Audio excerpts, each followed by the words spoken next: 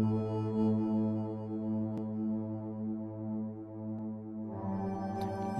Sounds.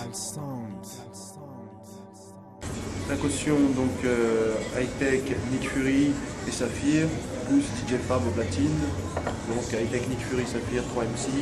Donc Saphir nous accompagne sur scène, lui il fait partie des cautionneurs. Et donc on va dire duc de hip-hop, très simple. À la base, je pense qu'on a un public assez large, dans toute proportion gardée, on a un public assez large dans notre public. À savoir que tu as vraiment des gens de différents horizons qui aiment la caution. Et c'est justement ce qui nous plaît de voir justement des gens qui ne sont pas forcément, même n'écoutent pas forcément la même musique et qui sont là, qui bougent la tête en même temps. Hier c'était cool. On a fait des concerts qui sont déjà pour nous, en tout cas sur le début de cette tournée, hyper mémorables, autour de la date de Paris, Rennes, Genève et Lyon, où vraiment voilà, on a fait tanguer la marquise à Lyon, qui est une péniche, sur des morceaux comme Je te hais, où voilà, l'énergie, elle peut rallier autant un mec qui est plutôt punk rock qu'un mec qui est hip-hop, qu'un mec qui est je sais pas moi, qui écoute la musique électro, etc. Et parce qu'en fin de compte, tout est une histoire d'énergie, quoi. La caution, c'est du hip-hop, le genre qu'on écoute, le genre qu'on fait, c'est vraiment ça. Mais toutes les musiques ont une sorte d'énergie en elles, et voilà, quand on est jeune, et c'est voilà, qu'il faut aller à l'essentiel. Nous, disons qu'on était venus présenter en fait le nouvel album. C'était le premier concert en Belgique avec cet album. Et donc, ce qui nous intéressait, en gros, c'était limite de faire la fête avec le public, hein, quoi. En gros, comme chaque scène, c'est assez simple, relativement simple. Il y a une énergie qui doit passer entre le groupe et le public. Et ça a bien fonctionné, c'est ce qu'on attendait tout simplement, quoi. Déjà, d'une, on a fait Crash Test, qui est un projet avec Shadow Flight. Et donc c'est un projet qui mixait musique électronique et hip-hop. Ensuite on a enchaîné avec l'album de l'Armée des 12, qui est un groupe composé de La Caution, Saphir et TTC. Et après on était encore sur la tournée d'Asphalte Hurlante. Et on a dû se consacrer un peu au label, et tout en préparant l'album suivant, donc on n'a pas chômé. Et toute chose prend du temps. Et donc on a pris le temps qu'il fallait pour amener l'album dans les meilleures conditions possibles, et le meilleur album possible aussi. Et donc tout simplement, on a même eu le temps d'en faire deux en réalité. Et donc pour se faire pardonner de l'attente, on va dire, on a sorti les deux en même temps, quoi. Pour les gens qui nous soutiennent, voilà. On travaille, déjà d'une, on travaille à défendre cet album. Donc pour l'instant, on ne peut pas se consacrer à l'Armée des 12. Et avant l'Armée des 12, je pense que là, on a commencé à bosser sur les cautionneurs. Et donc il devrait y avoir un projet des cautionneurs. Et TTC de plus travaille sur leur troisième album. Donc pour l'instant, on ne peut pas vraiment se prononcer et tout, mais on va dire qu'il y a une envie commune de le faire et que je pense que ça se fera, quoi. En fait, avec Shadow Flight, on a formé un groupe qui s'appelle Crash Test, et qui était une sorte de bœuf musical entre eux, qui font une sorte d'électro, house, techno, et donc nous du hip-hop, comme eux à la base DJ Gilbert était DJ hip-hop, donc il y avait vraiment une passion commune pour la musique tout court et pour le hip-hop. Je pense qu'on y apportera une suite, mais c'est pareil, on ne sait pas quand, on ne sait même pas ce que ce sera, parce que voilà, c'est vraiment comme un vrai bœuf, mais dans des musiques qui ne s'y portent pas normalement. Et l'album instrumental, en fin de compte, on a dû repousser par rapport à la sortie de La Caution.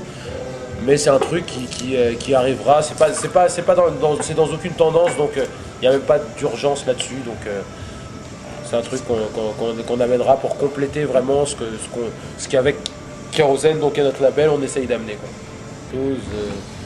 Il y a beaucoup de choses. Moi, je sais que je réécoute l'album de DJ Shadow, Privé de Presse, pas mal en ce moment. Qui est plus un album de DJ, on va dire, et un album instrumental, mais ça reste du hip-hop pour moi.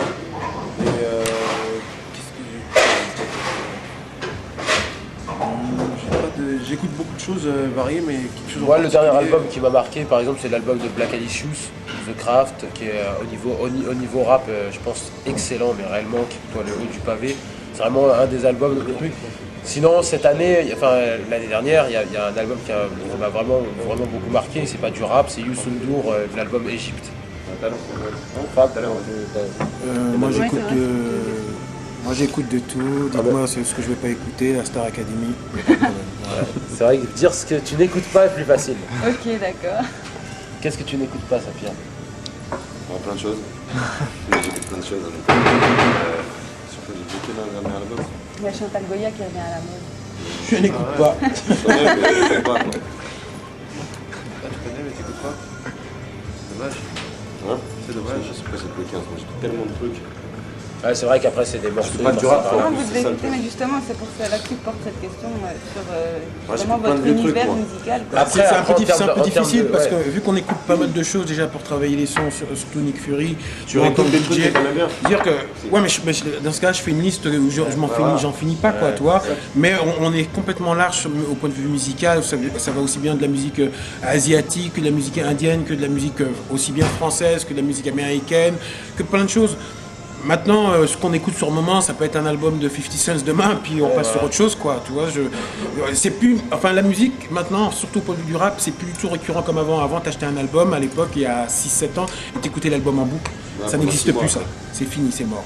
Alors, t'es obligé un peu d'élargir ton espace musical, écouter des choses qui viennent en brief pour te donner des idées pour travailler, et te rapprocher par rapport à ça. C'est tout. Le flow est gay et les textes Et sont les durs. textes sont durs, ouais. Ça, c'est plus de l'ironie en réalité. C'est plus de l'ironie et c'est aborder les sujets avec un ton différent. Moi, je trouve marrant de dire des choses atroces avec un ton cool et de dire des choses cool avec un ton un peu plus méchant. Et je trouve ça marrant des fois. Ça change la notion de ce que tu dis, ça change le sens aussi. Et c'est tout de jouer sur les subtilités. Et c'est ça qui nous intéresse dans les textes. À la base, c'est l'interprétation des textes. Il n'y a pas que écrire. Il y a beaucoup de gens qui rappent avec un ton monocorde, qui n'expriment rien dans leurs textes. Nous, c'est bien au contraire, on interprète nos textes. Limite, c'est comme si tu étais acteur de ton propre film, d'une certaine manière. Dans la vie, en règle générale, dans nos humeurs, dans ce qui nous entoure, tout peut inspirer, quoi, en règle générale. Moi, je sais que j'écris beaucoup en marchant. Je retiens les phrases dans ma tête. Après, dès que j'ai un petit bout de papier, je les écris au fur et à mesure. Je les compile et un jour je me dis tiens ça fait un bon texte, j'écris 3-4 phrases et après arrivé en studio je développe ces 3-4 phrases, ça me donne un texte quoi. Et donc en règle générale tout peut inspirer, ça peut être même des bouquins, des films, n'importe quoi. Mais en règle générale c'est plus la vie, surtout sur cet album là.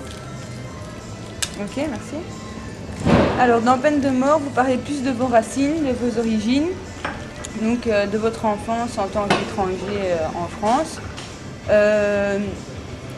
C'est un peu plus, vous faites avec un peu plus, un peu plus qu'avant. Et est-ce que c'est dû à l'actualité Complètement dû à l'actualité. En fait, durant ces dernières années, il y a une stigmatisation des Arabes et des musulmans et des Noirs par extension qui sont aussi musulmans. Ça ne concerne pas donc que les Arabes, on va dire. Et donc une stigmatisation telle et un mépris tellement élevé qu'au final on ne peut que se sentir concerné, quoi. Ça nous attaque de plein fouet. Et donc on se devait de parler de ça. On ne pouvait pas faire l'impasse sur ça, quoi. Et c'était plus une envie en réalité. Et on nous décrit avec tellement d'adjectifs qui ne nous correspondent pas, quoi. Pour certains, tu peux être un exciseur, un violeur, un brûleur de femmes, après un braqueur, un bandit, un vendeur de shit, un drogué. Pour nos parents indigènes, après immigrés, limite esclaves, quoi. Vu avec l'esprit un peu colonialiste et tout ça. Et là, maintenant, c'est carrément, on est passé au stade supérieur depuis 2001, terroriste, et donc l'islam serait une religion de terroristes qui mettrait la graine de la haine et du mal dans l'esprit des gens. Et donc, on trouve ça tellement hilarant, d'une certaine manière, qu'on se disait qu'il faut en parler, quoi. On est trop à l'époque du QCM mental où c'est oui, non, pour, contre, blanc, noir, bon ou mauvais. Donc il n'y a plus d'alternative, il n'y a plus de subtilité et tout ça. Et c'est cette connerie, face à cette connerie qu'on a voulu répondre en faisant nos morceaux, quoi. Après, de toute manière, la diabolisation qu'on décrit, elle existe réellement. Après, elle peut ne pas te toucher quand tu ne te sens pas concerné, parce que ça ne te touche pas. Généralement, les gens ne sont concernés que parce qu'ils les touchent. En règle générale, je ne vais pas te dire tous les gens, mais beaucoup de gens réagissent par le procédé d'identification. Ce qui fait que du coup, ils vont dire oui, t'es parano, machin et tout ça.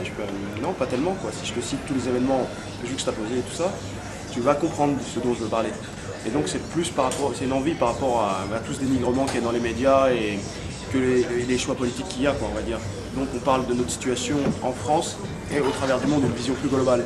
Et là, c'est plus marqué parce que c'est le titre de l'album qui est Peine de mort, donc M-A-U-R-E-S, qui donne un aspect plus cash, mais tu vois, dans le premier album, c'était également présent, mais il y avait moins de titres. Demande à Bagdad quelle pourriture descend de l'ogive, qui Nike à quelle nourriture descend de l'ogive. Ça aurait pu être une phrase qui se retrouve, qui serait dans le morceau Peine de mort. Donc ouais, non, ça c'est pas la rétrospective, c'est pas nouveau dans notre manière de penser, c'est quelque chose qu'on pose depuis très longtemps.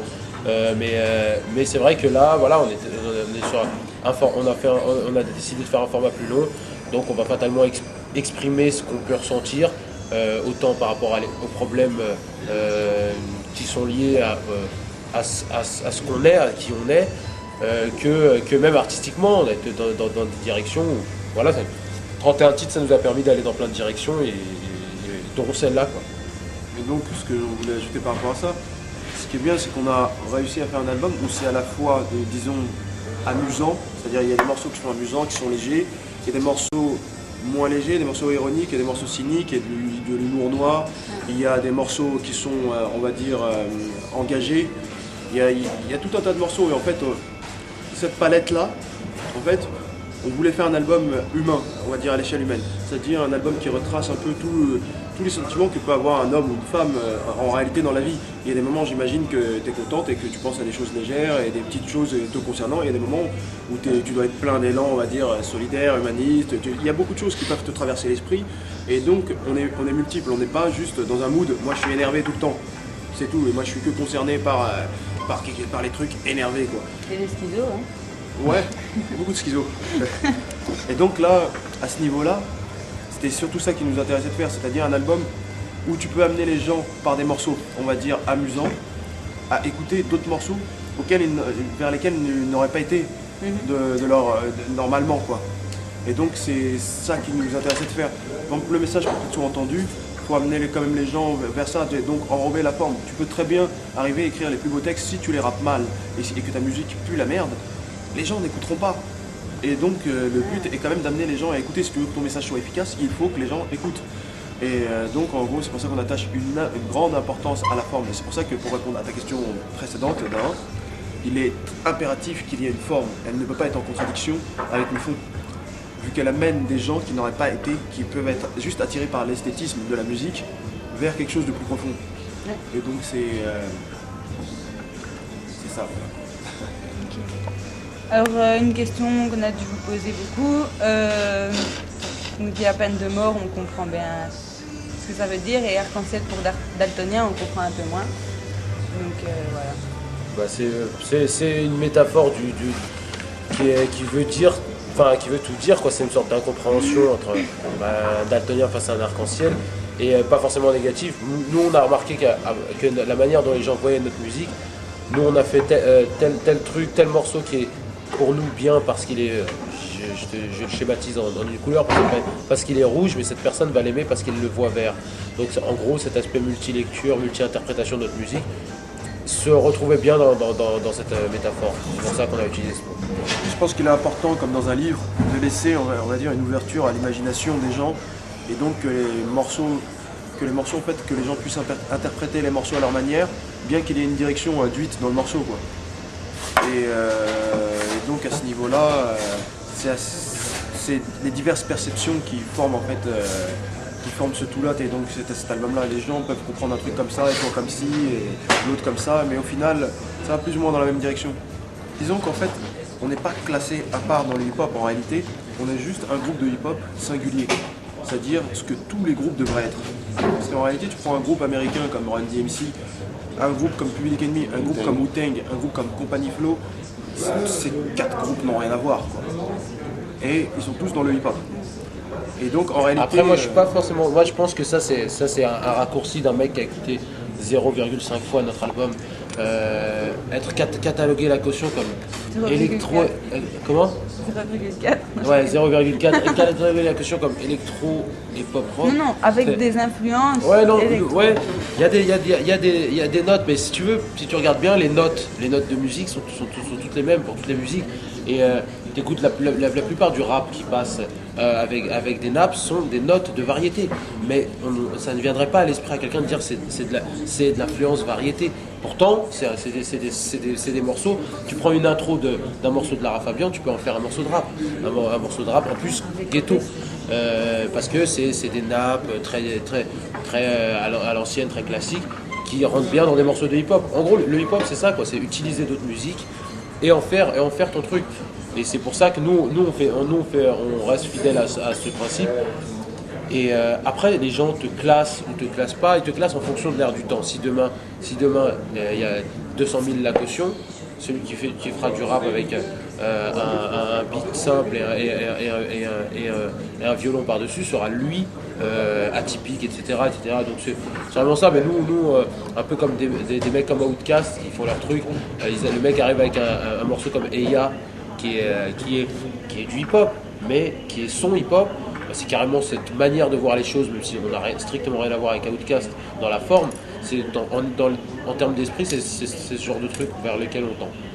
C'est le hasard ou c'est un petit clin d'œil à TTC dans Antimuse ou Club de Lille?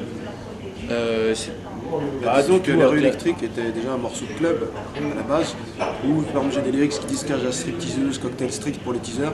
En réalité, ce que je fais, c'est je parle de la même chose que ce que je parle dans les rues électriques, en enlevant le côté, on va dire, rue, qui avait dans les rues électriques. Mais après des morceaux club, tu sais ce que je veux dire, tu vas en entendre de milliards de personnes, hein, tu vois ce que je veux dire. Dans ce cas-là, on aurait pu faire aussi une de club de 50 Cent. Tu sais ce que je veux dire, on aurait pu aussi être rapproché de ça. Je pense que c'est juste... Non mais c'est les gens qui méconnaissent la notion en fait, qui connaissent TTC, tant mieux parce que TTC est un bon groupe, qui pensent que si tu veux, tu vois, les rues électriques, c'est un morceau qu'on a sorti en 99, qui a été quand même l'un des principaux trucs avec après justement le game over de TTC. L'un des principaux trucs qui a amené ce truc-là, cette espèce de ces sonorités kitsch, cet électro-là, etc. Donc je pense que voilà, après effectivement TTC sont nos amis, le raccourci est facile à faire, mais c'est carrément pas du TTC ou même pas un clin d'œil. C'est quelque chose qu'on fait, c'est du la caution à 100 000%. Et c'est vrai que ça ne nous dérange pas de toute façon, mais voilà quoi, c'est un peu bizarre pour nous de se dire que parce que les gens ont peut-être connu cette scène-là après avoir entendu TTC. Mais effectivement, nous, voilà, voilà. Nos proches sont assez détachés de ce qu'on fait, dans le sens où ce qu'on fait est assez en marge de ce que c'est pas du tout la musique maison, quoi. Mais dans un sens, faire de la musique, ça devient un métier comme un autre. Donc à ce moment-là, tes proches ne voient que l'aspect métier. Savoir, est-ce que, tu fais quelque chose, en plus t'aimes ça, et tu vas, en gros tu vas au boulot tous les jours, et au final, c'est accepté de manière assez naturelle, du fait que, voilà, il n'y a pas de sous-métier, il n'y a pas de sur-métier. Et comme nous on avance, voilà. Nos proches, enfin voilà quoi, ça ne les dérange pas. Confortablement, c'est le mot. En fait, tu vivotes. Parce qu'en fait, l'indépendance, c'est donc, comme son nom l'indique, tu es tout seul à faire les choses. Produire un disque, c'est quelque chose de fastidieux et de difficile et de coûteux.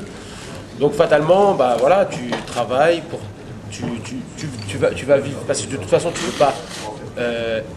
Aujourd'hui, être un professionnel de la musique en travaillant à côté 24/24, c'est quasi impossible. Donc en gros, elle est là, voilà quoi. Nous, on arrive à vivoter de notre musique et c'est ce qui finalement, voilà, vu qu'on a la passion en plus, c'est ce qui fait passer le truc. Et puis c'est vrai que c'est un métier qu'on a fait. Disons, on est passé de la passion à en faire un métier. C'est pas forcément un truc qu'on voulait faire. Nous, on a commencé à rapper par passion. C'est pour ça que ça s'est avéré sur le long, fait de manière hyper saine, parce que on a avancé, on va dire on a fait nos classes quoi. On a fait des concerts pour le plaisir, on a fait des trucs, on faisait tout, même jusqu'à aujourd'hui on fait ça pour le plaisir, mais c'est vrai qu'une fois que tu sors un disque, que tu es en indépendant, donc tu as tout l'aspect financier, tout l'aspect budget tout ça, qui s'y greffe, tu es obligé de faire du business aussi. Et on arrive à en vivoter. Donc, et le mot confortablement est très important dans la question. Parce que, dire qu'on en vit, point barre, c'est un très grand mot. Il y a très peu de groupes de rap français qui peuvent dire qu'ils vivent vraiment du rap à l'heure actuelle. Mais je pense qu'après se dire que nous on préfère peut-être faire ce qu'on fait et voter comme on le fait avec passion quand on monte sur scène et à chaque fois qu'on sort un album, et que de se dire qu'on va travailler, casser des cailloux tous les matins, 7 heures du matin dans la rue, et après se dire qu'à 6h du soir on va en studio pour enregistrer. Je pense qu'après c'est une autre forme, c'est une autre vision. Je pense que là nous on peut se donner à 100% parce qu'on ne fait que ça. Et on peut vraiment se dire, bon bah, pas grave, on vivote, on prend sur nous. Arrivera qu'au fil des années, on va créer effectivement un public, des fans, comme on le fait à l'heure actuelle sur les 2 albums qui sont arrivés. Et puis on verra par les suivants. Puis après, c'est surtout une super aventure qu'on mène. Nous, c'est des aventures. Et ça, il ne faut surtout pas l'oublier parce que demain matin, on aura des enfants, on saura quoi raconter. On a fait ça, on a créé, on s'est écrit dans le mur. Et on l'a fait quoi. Après, si demain matin on doit retourner au charbon pour travailler dans un boulot normal, on le fera. Mais au moins cette aventure on l'a vécue jusqu'au bout et on ira encore jusqu'au bout pour pouvoir continuer quoi. C'est le but de la musique. Et si vraiment demain on devient entre guillemets des stars et qu'on peut vraiment vivre, comme on dit Inch'Allah, bravo.